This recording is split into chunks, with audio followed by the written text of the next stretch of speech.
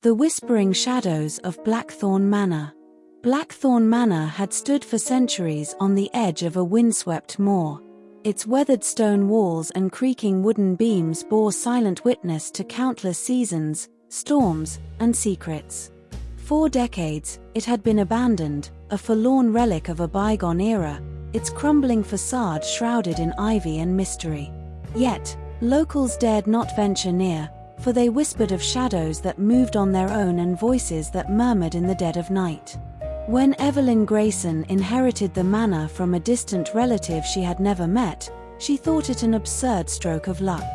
A historian by profession, Evelyn had spent years chasing tales of the past. Now, she had a piece of history all her own, a vast estate brimming with potential. She ignored the villagers' warnings as mere superstition and set out to restore the house to its former glory. The day Evelyn arrived, the sky hung low and heavy with rain. The winding dirt road leading to Blackthorn Manor was lined with gnarled trees whose branches reached out like skeletal hands. As she pulled up to the gate, a shiver ran down her spine. She dismissed it as the chill of the storm and stepped out of her car, clutching a lantern against the gathering gloom. The front door groaned in protest as she pushed it open, revealing a grand foyer bathed in shadows.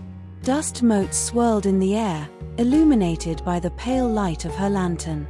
The walls were adorned with faded tapestries, and a massive chandelier hung precariously from the ceiling, its crystals dulled by age. Evelyn spent the first few days exploring the manor, cataloguing its artifacts and uncovering its history. The house was a treasure trove of forgotten relics, antique furniture, portraits of stern-faced ancestors, and a library filled with leather-bound tomes. But as she delved deeper, she began to notice strange occurrences. At first, it was subtle, the soft rustle of fabric when no one was there, the faint scent of lavender wafting through the halls.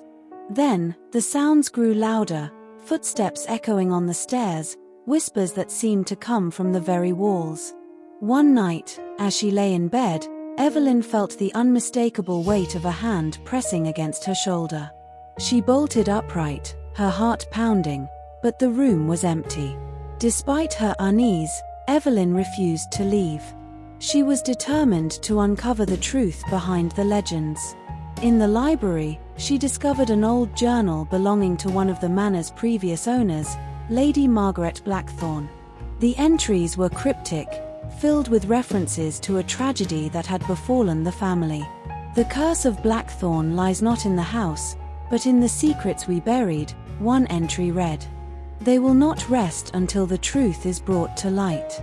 Driven by curiosity, Evelyn began to investigate the manor's dark past. She unearthed stories of betrayal and sorrow, of a forbidden love that ended in murder. Lady Margaret had fallen in love with a stable hand, Thomas, much to the disapproval of her father, Lord Edwin Blackthorn. When their secret was discovered, Lord Edwin had Thomas imprisoned and ultimately executed. Consumed by grief, Margaret took her own life in the manor's attic. One stormy evening, Evelyn decided to explore the attic herself. The door was locked, but she found an old brass key hidden in the folds of Lady Margaret's journal. As she ascended the narrow staircase, the air grew colder, and the whispers grew louder, forming a chorus of anguished voices. The attic was a time capsule, untouched by the years. A rocking chair sat by the window, its cushions worn and faded. A music box rested on a small table, its lid ajar. Evelyn hesitated, then wound the key. The haunting melody of a lullaby filled the room, and with it came the apparition. Lady Margaret appeared, her translucent form glowing faintly in the dim light. Her face was pale, her eyes hollow with sorrow. She raised a hand, pointing to a loose floorboard near the rocking chair. Evelyn's hands trembled as she pried the board loose, revealing a hidden compartment. Inside lay a bundle of letters, their edges yellowed with age. She unfolded one and began to read. They were love letters exchanged between Margaret and Thomas, chronicling their forbidden romance and their plans to escape together.